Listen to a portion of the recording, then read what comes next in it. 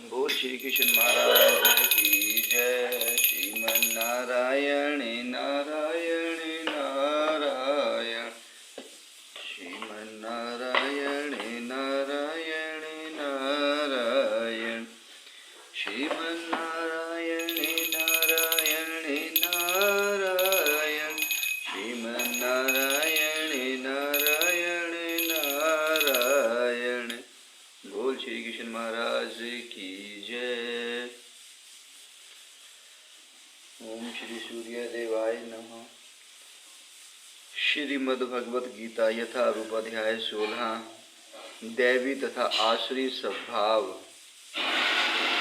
आत्म समभाविता सतं बधा धनमाननं दानिवृता यजन्ते नाम यज्ञसते दम्भिना विधि पूर्वकम्।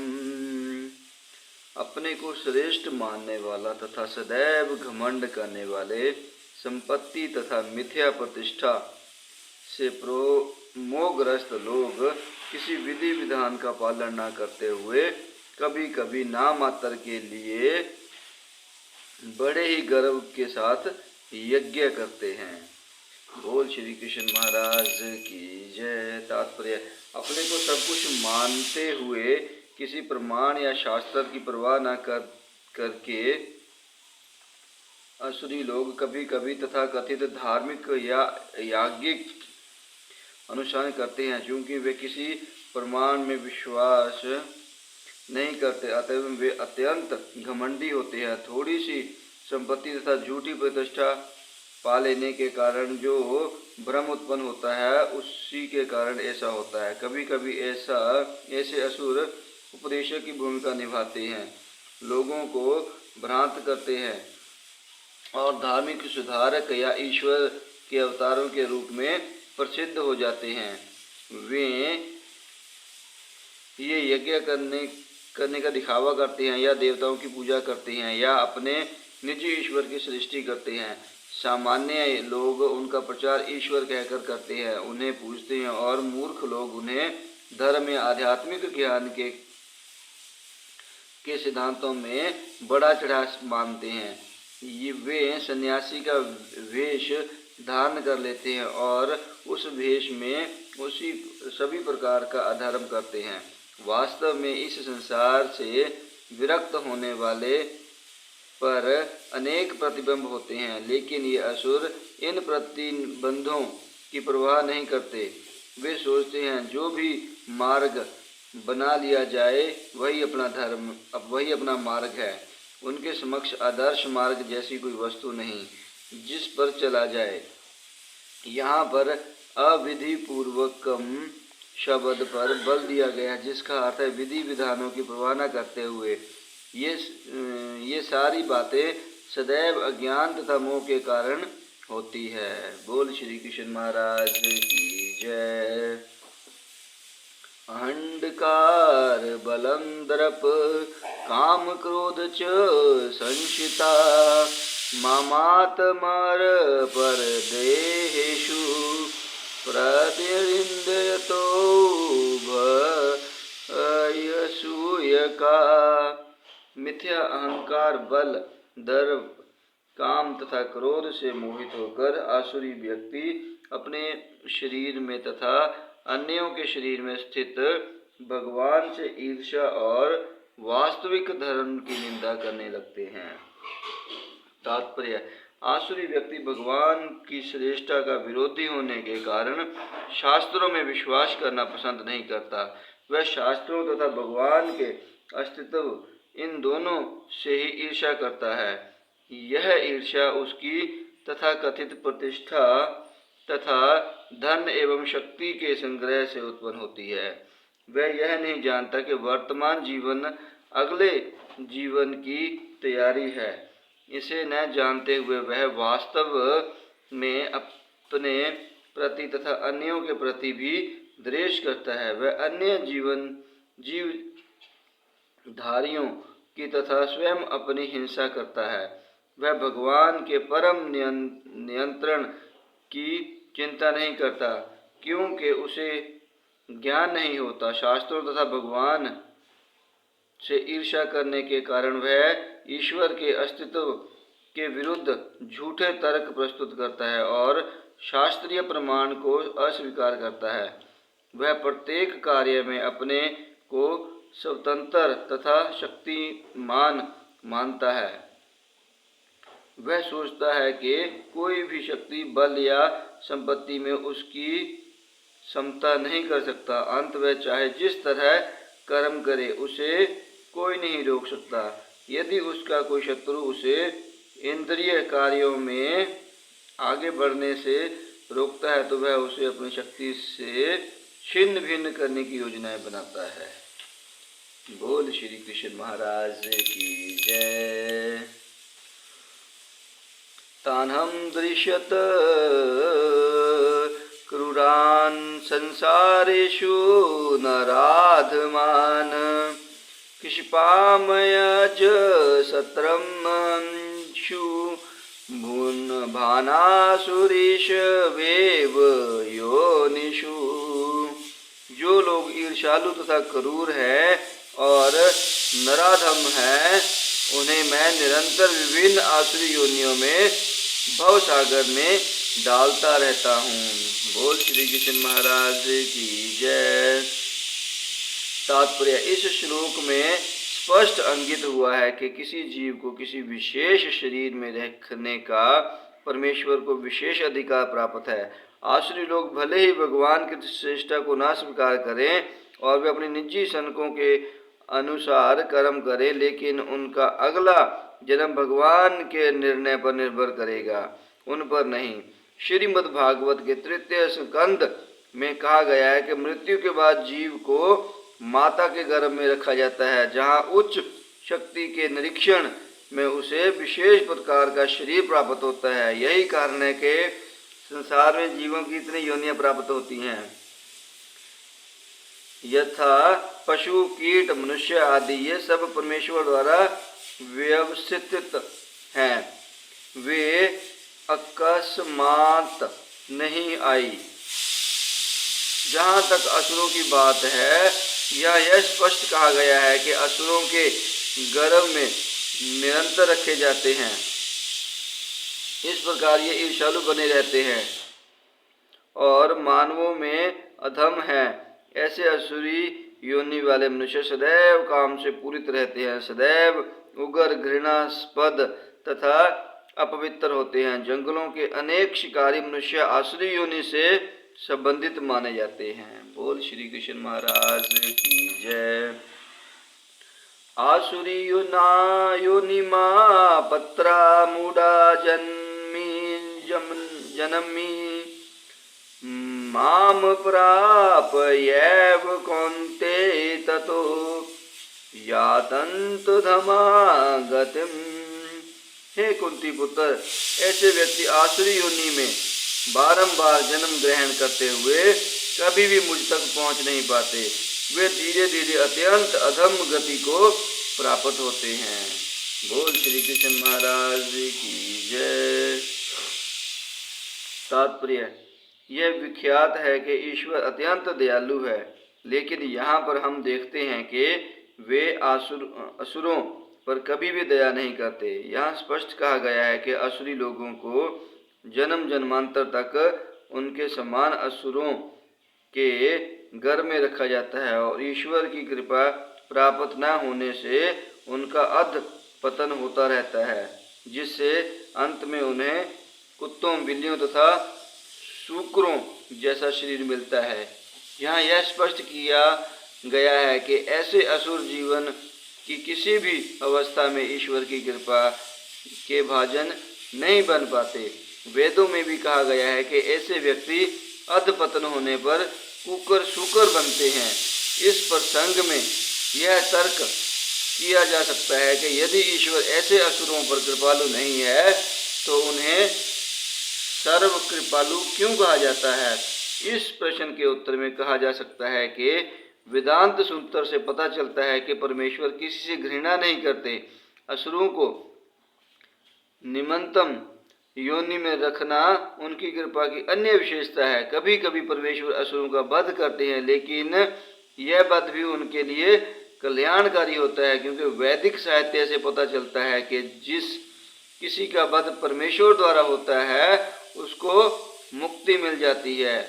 इतिहास में ऐसे असुरों के अनेक उदाहरण प्राप्त हैं, यथा रावण, कंस, हिरण्यकश्यपु, जिन्हें मारने के लिए भगवान ने विविध अवतार धारण किए।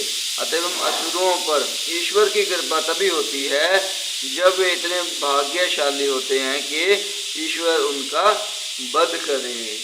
बोल श्री कृष्ण महाराज की जय। त्रिविध नरक सयेंद द्वार नाशन मातमन, काम क्रोध सत था लोभ सत, समादेत त्रैत त्यजेत। इस नरक के 3 द्वार है, काम, क्रोध तथा लोभ। प्रत्येक बुद्धिमान व्यक्ति को चाहिए कि इन्हें त्याग दे, क्योंकि इनसे आत्मा का पतन होता है। बोल श्री कृष्ण महाराज की जय। तात्पर्य, यहाँ पर आसुरी जीवन आरंभ होने का वर्णन हुआ है। मनुष्य अपने काम को तुष्ट करना चाहता है, किंतु जब उसे पूरा नहीं कर पाता तो क्रोध तथा लोभ उत्पन्न होता है।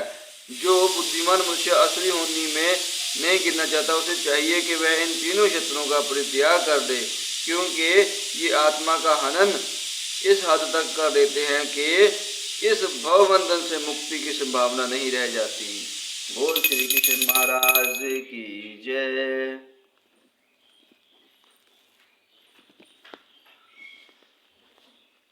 इतैव वियुक्त कौन्ते तमो द्वारे स्त्रीन भर, आचर यातमन श्रेष्ठतो यानी परागतिम। हे कुंती पुत्र, जो व्यक्ति इन तीनों नरक द्वारों से बच जाता है वह आत्म साक्षात्कार के लिए कल्याणकारी कार्य करता है और इस प्रकार कर्मक्ष परम गति को प्राप्त होता है। बोल श्री कृष्ण महाराज की जय। तात्पर्य, मनुष्य को मानव जीवन के 3 शत्रुओं काम, क्रोध तथा लोभ से अत्यंत सावधान रहना चाहिए। जो व्यक्ति जितना ही इन तीनों से मुक्त होगा उतना ही उसका जीवन शुद्ध होगा। तब वह वैदिक साहित्य में आदिष्ट विधि विधानों का पालन कर सकता है। इस प्रकार मानव जीवन के विधि विधानों का पालन करते हुए वह अपने आप को धीरे धीरे आत्म साक्षात्कार के पद पर प्रतिष्ठ कर सकता है। यदि वह इतना भाग्यशाली हुआ कि इस अभ्यास से कृष्णा भावनामृत के पद तक उठ सके तो उसकी सफलता निश्चित है। वैदिक साहित्य में कर्म तथा कर्म फल की विधियों का आदेश है, जिससे मनुष्य शुद्धि की अवस्था तक पहुंच सके। सारी विधि काम, क्रोध तथा लोभ के परित्याग पर आधारित है। इस विधि का ज्ञान प्राप्त करके मनुष्य आत्म साक्षात्कार के उच्च पद तक उठ सकता है और इस आत्म साक्षात्कार की पूर्णतः भक्ति में है। भक्ति में बद्ध जीव की मुक्ति निश्चित है। इसीलिए वैदिक पद्धति के अनुसार 4 आश्रमों तथा 4 वर्णों का विधान किया गया है। विभिन्न जातियों के लिए विभिन्न विधि विधानों की व्याख्या है। यदि मनुष्य उनका पालन कर पाता है तो वह स्वतंत्र ही आत्म साक्षात्कार को सर्वोच्च पद को प्राप्त कर लेता है। तब उसकी मुक्ति में कोई संदेह नहीं रह जाता। बोल श्री कृष्ण महाराज की जय। यह शास्त्र विधि मृत्युजय वर्तते काम कारत, न सिद्धिम वाप्नोति न सुख न परागतिम।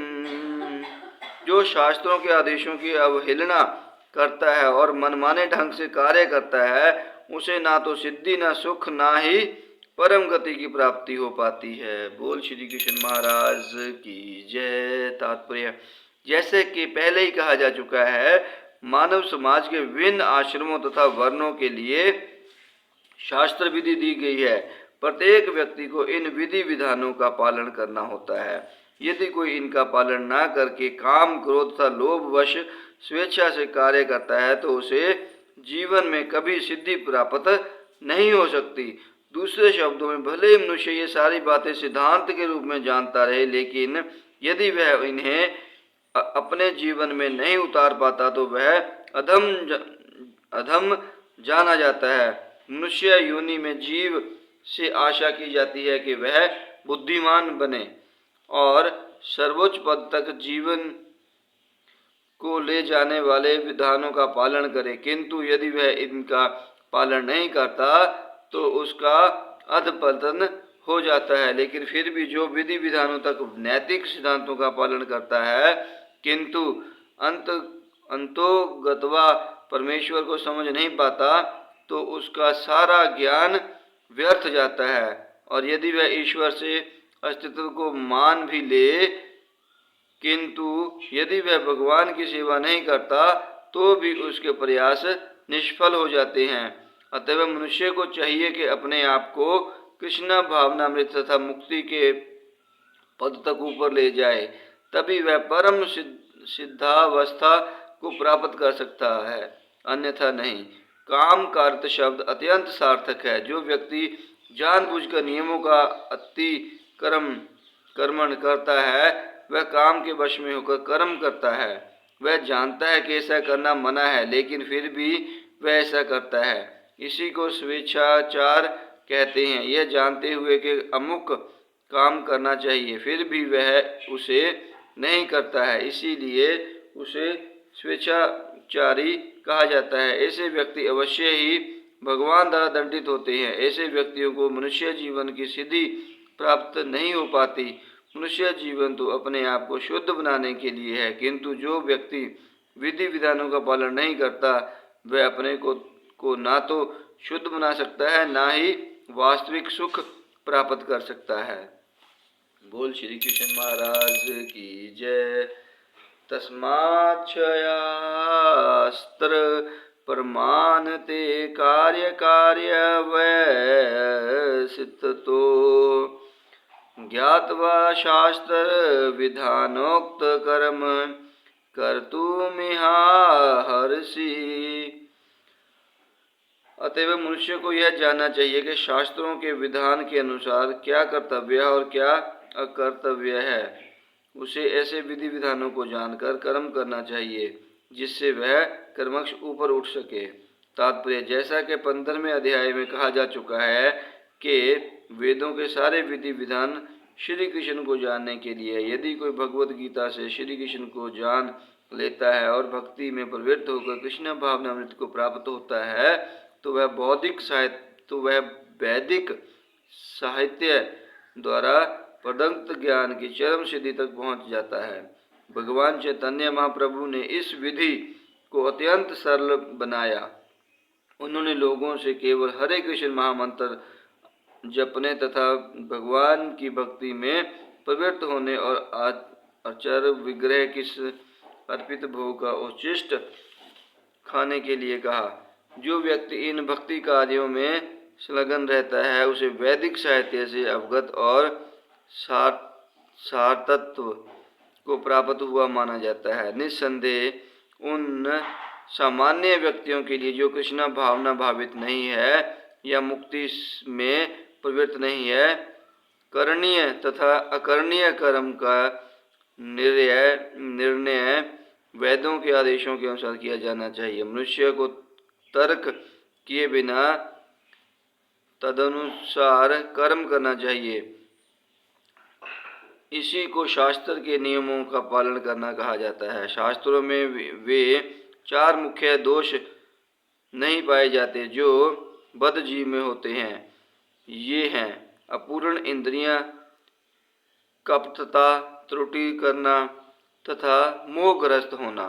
इन 4 दोषों के कारण बद्ध जीव विधि विधान बनाने के लिए अयोग्य होता है। अतएव विधि विधान जिनका उल्लेख शास्त्र में होता है, जो इन दोषों से परे होते हैं, सभी बड़े बड़े महात्माओं, आचार्यों तथा महापुरुषों द्वारा बिना किसी परिवर्तन के स्वीकार कर लिए जाते हैं।